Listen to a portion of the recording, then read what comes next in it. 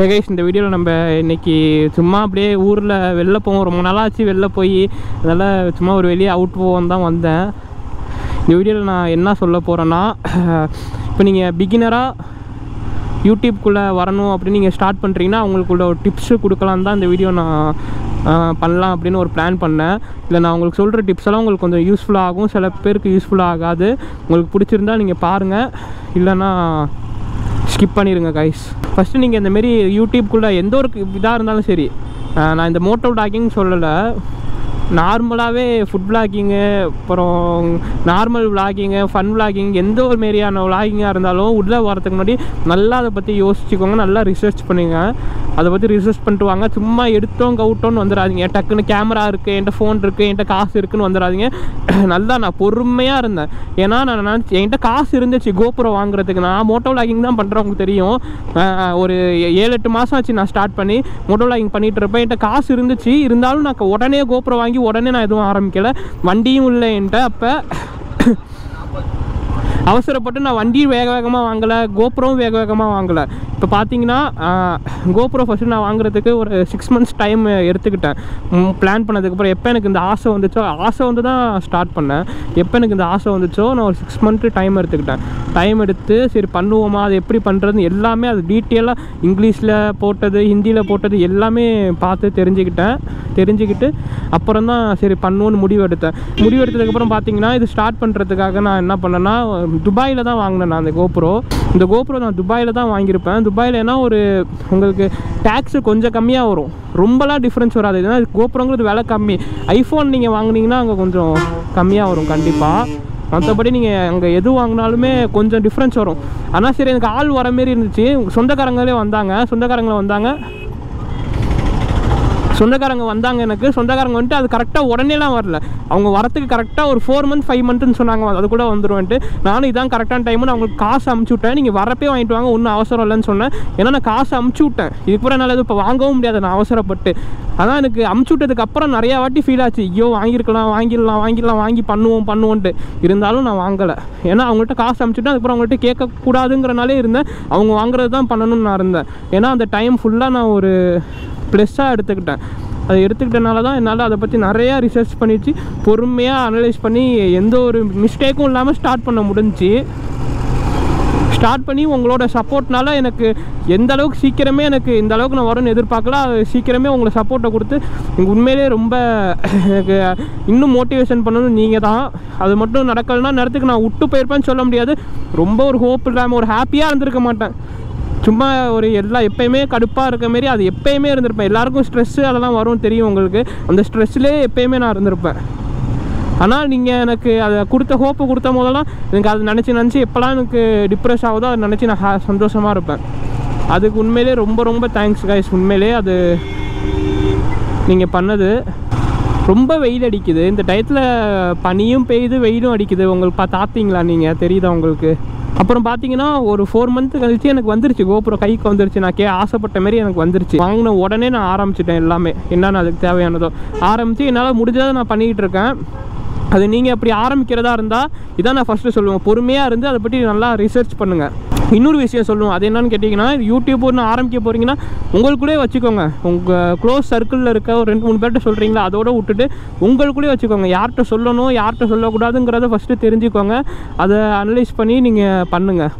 சும்மா எல்லாருக்கிட்டே சொல்லிகிட்டு இருந்தால் சில பேர் டிமோட்டிவேட் பண்ணுவாங்க. அந்த டிமோட்டிவேட்னாலே நமக்கு இதெல்லாம் பண்ண தேவையில்ல, வாழ்க்கையை வெறுத்துருவோம், பண்ணக்கூடாதுன்னெலாம் முடிவுலாம் வரும். ஏன்னா ஃப்ரெண்டு என்னை பார்த்துட்டு ஆரம்பித்தான், நான் பண்ணுறேன், நான் என்னால் முடிஞ்ச சப்போர்ட் பண்ணுறேன்டா, என் கேமரா எடுத்துக்கடா அப்படின்னு. இன்னும் 2-3 ஃப்ரெண்ட்ஸ்ட்டெல்லாம் சொன்னேன் நான் ஆரம்பிக்க போகிறேன்ட்டு. அவன் ஆரம்பிக்க சொன்னால் அவங்க எல்லோரும் சொல்லியிருக்காங்க, இது நீ எல்லாம் ஏன்டா ஆரம்பிக்கிற, உனக்குலாம் என்ன அதுமாரிலாம் பேச வர. உண்மையிலே நிறைய பேர் சொல்கிறதுக்கு இருக்காங்க, எப்படி உனக்கு என்னடா பேச வரும், நீ எப்பட்றா பேசுவோம், வாய்ஸ் எப்பட்றா இருக்கும். எனக்கும் அப்படி தான் இருக்குது. நான் ஆரம்பிச்சல, என்னால் முடியும், நான் நம்பினேன், நான் ஆரம்பித்தேன், யார்கிட்டையும் சொல்லலை. யார் என்னென்ன பண்ணுவா எப்படி பண்ணுவா எல்லாமே எனக்கு தெரிஞ்சனால தான் நான் தனியாக பொறுமையாக இருந்து எல்லாமே ஆரம்பித்தேன். அது அந்த தப்பு அவன் பண்ணிட்டான். அந்த தப்பு பண்ணி எல்லார்ட்டையும் சொல்லி அவன் அந்தமாரி டிமோட்டிவேட் ஆகி அதனால் அது வெறுத்துட்டான். அது பண்ண இதே அவனுக்கு விட்டு போயிடுச்சு. அதுக்குன்னு சேர்த்து வச்சுருந்த காசு எல்லாத்தையுமே அவன் வேறு ஒரு இதில் போட்டான்.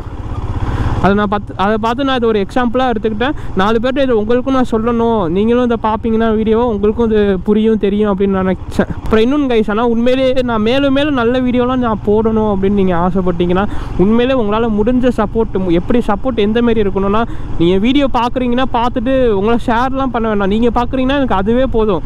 நீங்கள் பார்த்து முடிச்சுட்டு நீங்கள் உங்களால் முடிஞ்ச லைக் மட்டும் பண்ணிட்டு போயிருங்க. இந்த வீடியோ பிடிச்சிருந்தாலும் பிடிக்காட்டி எனக்காக லைக் பண்ணிட்டு போயிருங்க. அது எனக்கு ஒரு மோட்டிவேஷன் தரும். எனக்கு அது நீங்கள் உண்மையிலே எனக்கு அது பெரிய நீங்கள் ஒரு அது கிஃப்ட் தர மாரி எனக்கு அது எனக்கு போதும் கைஸ் உண்மையிலே.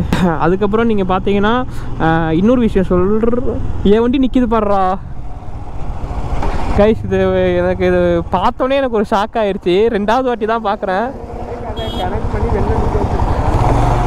ஃபஸ்ட்டு நான் வாங்கின வண்டி அது எக்ஸ்சேஞ்சு போட்டாச்சு. ஏன்னா எக்ஸ்சேஞ்சு போட்டுட்டு அந்த வண்டி இங்கே நிற்கிது. இங்கே வந்து கொடுத்துருக்காங்க. ஷோரூமில் கொடுத்தா இங்கே வந்து கொடுக்குறாங்க பாருங்களேன்.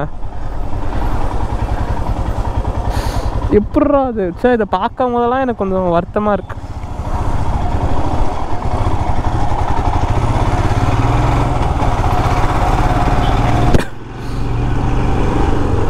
அப்படி நீங்கள் ஆரம்பிச்சு உங்களுக்கு வியூஸு சப்ஸ்கிரைபு எதுவுமே நீங்கள் வரலன்னு வச்சுக்கோங்க. வரலன்னு ரொம்ப கவலைப்படாதீங்க.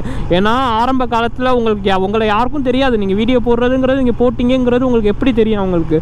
ஆனால் அதுக்கு என்ன பண்ணணும்னா நீங்கள் விடாமல் போடணும்.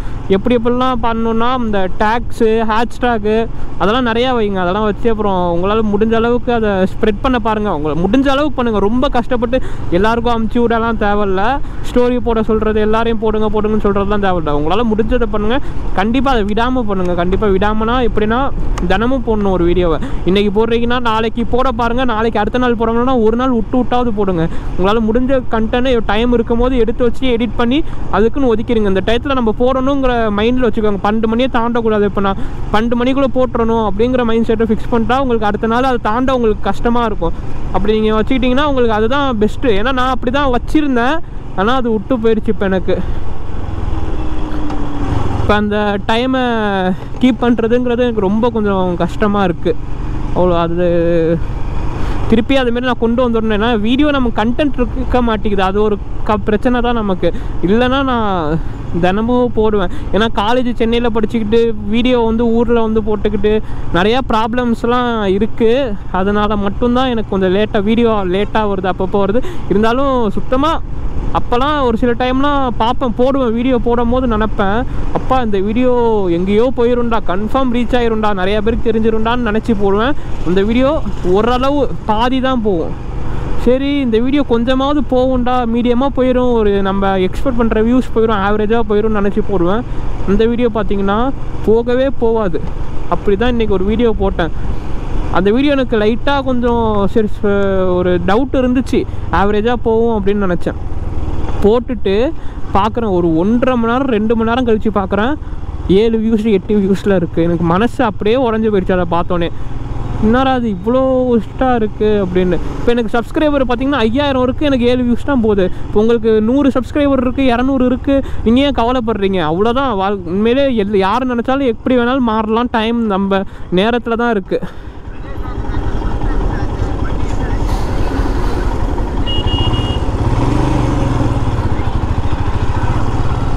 நான் சொல்கிறது உங்களுக்கு புரிஞ்சிருக்கும் அப்படின்னு நினைக்கிறேன்.